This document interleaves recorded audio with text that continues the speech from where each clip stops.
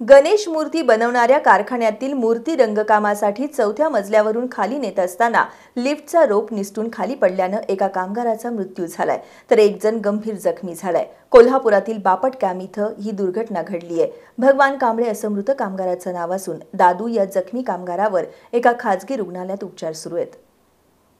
कोल्हापुरातल्या बापट कॅम्प इथं राहणारे बाजीराव सावर्डेकर यांचा करण आर्ट्स या नावाचा गणेश मूर्ती तयार करण्याचा कारखाना आहे। त्यांच्या कारखान्यात विक्रमनगर इथले 44 वर्षीय भगवान कांबळे आणि गुहागर इथले दादू हे 2 कामगार काम करतात। आज सायंकाळच्या सुमाराला हे दोघेजण इमारतीच्या 4थ्या मजल्यावर असलेल्या गणेश मूर्ती लिफ्टमधून खाली घेऊन येत होते। यावेळी अचानकपणे लिफ्टचा रोप निसटला आणि लिफ्ट पहिल्या मजल्यावर जोरदारपणे आदळली।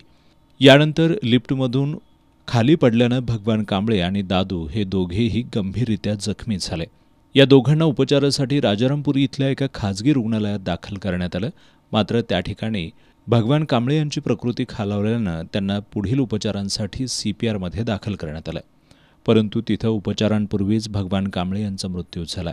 ही माहिती समजताच कांबळे यांचे कुटुंबीय, नातेवाईक आणि मित्रांनी CPR रुग्णालयाच्या परिसरात मोठी गर्दी केली होती। मयत भगवान कांबळे यांच्या पश्चात पत्नी, एक मुलगी, एक मुलगा आणि 3 भाऊ असा परिवार आहे। त्यांच्या आकस्मिक मृत्यूमुळे हळहळ व्यक्त होतीये। दरम्यान जखमी दादू यांच्यावर एका खाजगी रुग्णालयात उपचार सुरू आहेत। शाहूपुरी पोलीस ठाण्यात या अपघाताची नोंद झाली आहे।